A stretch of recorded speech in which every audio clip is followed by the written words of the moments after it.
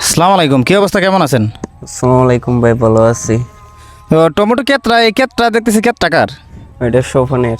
স্বপন মিয়া, এই ঠিকানাটা কি রাজনগর? জি, রাজনগর। ওনার বাড়ি তো রাজনগর, স্বপন মিয়া না? জি। তো যাই হোক, আমার আমার নামও স্বপন। তো আচ্ছা, এই টমেটো ক্ষেত্রা দেখতেছি অনেকগুলা গাছ মারা গেছে, ঠিক এই গাছগুলা কি কারণে মারা গেছে? ওই গাছগুলা কয়েকদিন বৃষ্টি আসলো, ওই বৃষ্টির কারণে পানি চাইপা মারা গেছে। বৃষ্টির কারণে আসলে এই টমেটো ক্ষেত্রা তো অনেক খরচ হয়েছে মনে হয় না? খরচ গেছে 1,20,000 এগো। 1,20,000 টাকার মতো খরচ গেছে, কিন্তু যে কোনো মানুষের আসলে অবাক হওয়া একটা বিষয়, অথবা এমনিতে টেনশন থাকা দরকার। তারপরে যে উনি মোটামুটি ঠিক আছে, এটা অনেক কিছু, কারণ কৃষির মধ্যে অনেক মানুষ কিন্তু লস খায়, আবার অনেক মানুষ কিন্তু লাভবান হয়। তো আসলে একটা না বৃষ্টির কারণে দেখেন ক্ষেতটা কী অবস্থা, অনেকগুলা গাছ কিন্তু আমি চারদিকে হাঁটছি, আইটা দেখছি, ঠিক অনেকগুলা গাছ কিন্তু মারা গেছে। টমেটো গাছগুলো অনেকগুলো গাছ মারা গেছে, আবার একটা দুটো গাছে দেখতেছি মোটামুটি ভালো টমেটো আসছে, তাই না? তো আপনি কি করতেছেন, বীজ দিতেছেন? জি।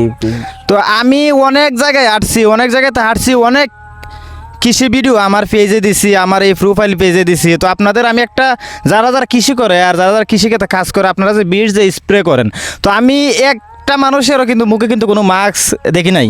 তো মাস্কটা যে আপনারা পরেন না, কী কারণে মাস্ক পরেন না? আপনাদের কি সমস্যা হয় মাস্ক পরলে? মাস্ক পরলে ভাই দম আটকে আসে। দম আটকে আসে, ঠিক আছে, কিন্তু আপনি যে বীজটা যে দিতেছেন, টমেটো গাছে যে বীজটা যে দিতেছেন, এই বীজ যে স্প্রে করতেছেন অক্সিজেনের মাধ্যমে, কিন্তু আপনার ভিতরে কিন্তু বীজটা প্রবেশ করতেছে না? করতেছে। তাতে তো আপনার আরও সবচেয়ে বেশি ক্ষতি হইতেছে ভাই, এরপরেও মনে হয় মাস্ক পরে রাখলে শ্বাসকষ্টের মতো সমস্যা হয়। মাস্ক পরলে শ্বাসকষ্টের মতো সমস্যা হয়, আসলে এটা একটা হাস্যকর বিষয়। আবার একদিকে কিন্তু প্রত্যেক কৃষক যারা আছে বিষ স্প্রে করে, তাদের কিন্তু আবার ক্ষতি হইতেছে, অনেক ক্ষতি হইতেছে। কারণ কেন, বিষ তো এটা কীটনাশক এমনিতে অনেক ক্ষতি করে, কীটনাশকের কারণে অনেক মানুষ কিন্তু মারাও যায়। আসলে বর্তমান আমাদের যে বর্তমান সিচুয়েশনে কিন্তু মানুষ কিন্তু এমনিতেই কিন্তু এখন বাঁচে খুব কম, মারা যায় খুব অল্প বয়সে কিন্তু মারা যায়, মানুষ বেশি বয়স নিয়ে বাঁচতে পারে না।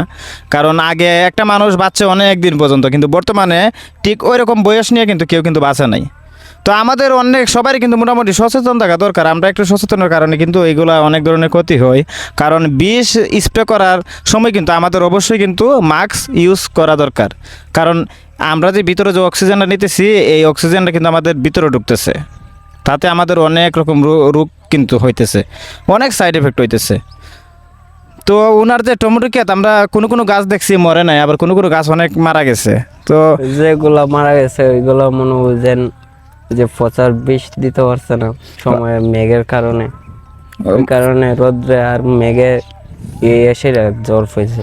ক্ষেতটা কিন্তু একবারে নিচু, নিচু জমি, ক্ষেতটা কিন্তু একদম নিচু। তো আমরা যারা আসলে টমেটো আমরা চাষ করি, আমাদের অবশ্যই বোঝা উচিত, যারা এই যত কৃষক ভাইয়েরা আছেন, সবাই কিন্তু উঁচু জমি হইলে একটু ভালো কৃষি করতে, যে কোনো কৃষি হইলে কিন্তু করা যায়। আর নিচু জমিতে করলে অনেক সময় বর্ষাকালে, এখন তো বর্ষার সিজন, যার কারণে পানি বেশি লাগছে, পানি লাগার কারণে টমেটো গাছ কিন্তু অনেকগুলা গাছ কিন্তু মারা গেছে, অনেক গাছ। তো এখন তো বর্তমানে টমেটো আর কয়েকদিন পরে, ঠিক 1 মাস পরে তো টমেটো একবার হাই রেট থাকবো, টমেটো হাই রেট থাকবো। আপনারা কি চৌমনি বাজার নিয়ে যান? চৌমনি বাজার বরজাল আরও তো দেন না? না, চৌমনি বাজার। তো এই ঠিকানাটা হচ্ছে রাজনগর, ঠিক পাশে কিন্তু ইন্ডিয়া সীমান্ত, রাজনগর। স্বপন মিয়া টমেটো ক্ষেতটা করছে, আমার নামে আমার মিতা বলে চলে। তো ওনারা কিন্তু আসলে টমেটো চাষ করার পরে কিন্তু চৌমনি বাজার নিয়ে যায়, এবং বরজাল আরতে কিন্তু টমেটো কিন্তু দেয়। আর টমেটো তো সারা বাংলাদেশে, সারা বাংলাদেশ, চৌমনি থেকে সারা বাংলাদেশে যা, আবার এমনকি সারা বাংলাদেশ না, শুধু বিদেশও যাইতেছে আছে। তো আপনি টমেটো ক্ষেতে বীজ দিতেছেন? জি। আজকে কিন্তু গরমটা কিন্তু অনেকটাই বেশি। তো যাই হোক, যারা যারা ভিডিওটা এই দেখতেছেন, অবশ্যই ভিডিওটা শেয়ার দিবেন, আর আমার পেজটা অবশ্যই সবাই ফলো করে রাখবেন। তো আমি আপনাদের মাঝে আরও নিত্য নতুন ভিডিও দিব। আসলে আমি যারা কৃষক ভাইরা আছে, তাদের নিয়ে কিন্তু প্রতিনিয়ত কিন্তু ভিডিও করার চেষ্টা করি। আসলে তারা অনেকটা কষ্ট করে, কিন্তু কষ্ট করে ঠিক আছে, আমি প্রত্যেকটা জায়গায় ঘোরাঘুরি করছি, এই মাস্কের বিষয়ে কিন্তু অনেক কথা বলছি।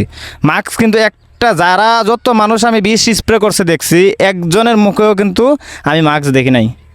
আমি শাহজালালপুর ভিডিও দিছি, কালীকৃষ্ণনগরের ভিডিও দিছি, বিজয়নগরের ভিডিও দিছি, কিন্তু আমাদের রাজনগরের ভিডিও কিন্তু এর আগে দিছি 2-3টা ভিডিও দিছি, কিন্তু কোনো মানুষের মুখে কিন্তু আমি কিন্তু মাস্ক দেখি নাই। যারা কৃষি করতেছে, খেতে বিষ স্প্রে করতেছে, কোনো মানুষের মুখে কিন্তু আমি মাস্ক দেখি নাই। তো যাই হোক, আজকে আর আপনারা বেশি বেশি করে যারা কৃষি কাজ করে তাদের প্রতি দোয়া করবেন, বেশি বেশি দোয়া করবেন। তারা কিন্তু অনেকটাই কষ্ট করে। তারা যদি কষ্ট না করতো, কৃষি ফলনশীল না হতো, তাহলে সারা বাংলাদেশের মানুষ কী খাইতো, তাই না? সারা বাংলাদেশের মানুষ তো খাওয়াই সম্ভব ছিল না। এই যে ধান চাষ করতেছে গ্রামের মানুষে, টমেটো করতেছে, লাউ করতেছে, আরও অনেক কিছু করতেছে। একমাত্র কিন্তু এই সারা বাংলাদেশের মানুষ কিন্তু খাবার খাইতেছে, গ্রামের মানুষ সুন্দরভাবে কৃষি করতেছে দেখে পাইতেছে। হ্যাঁ, যাই হোক, তো কৃষক ভাইদের আপনারা সবাই দোয়া করবেন, তারা যাতে সুস্থ থাকে। তারা সুস্থ থাকলে কিন্তু বাংলাদেশটাও সুস্থ থাকবে, কারণ তারা কিন্তু সারা দেশে কিন্তু এই কৃষিগুলা কিন্তু ডেলিভারি দিতেছে। ঢাকা বলেন, রংপুর বলেন, দিনাজপুর বলেন, সব গ্রামের মানুষই কিন্তু ঢাকা শহরে এইগুলা কৃষি পৌঁছাইতেছে, শাকসবজি পৌঁছাই দিতেছে। তো আপনারা পয়সা পয়সা খাইতেছেন, এমনকি বিদেশও কিন্তু এইসব কৃষি কিন্তু যাইতেছে। তো যাই হোক, তাদের জন্য দোয়া করবেন, মন থেকে দোয়া করবেন। আমরা সবসময় তাদের জন্য দোয়া করব। তো যাই হোক ভাই, ভালো থাকেন, সুস্থ থাকেন, দোয়া করে আপনারা সুন্দরভাবে কৃষি করেন। তো যাই হোক, আজকের ভিডিওটা এই পর্যন্তই। সবাই ভালো থাকবেন, সুস্থ থাকবেন, আল্লাহ হাফেজ।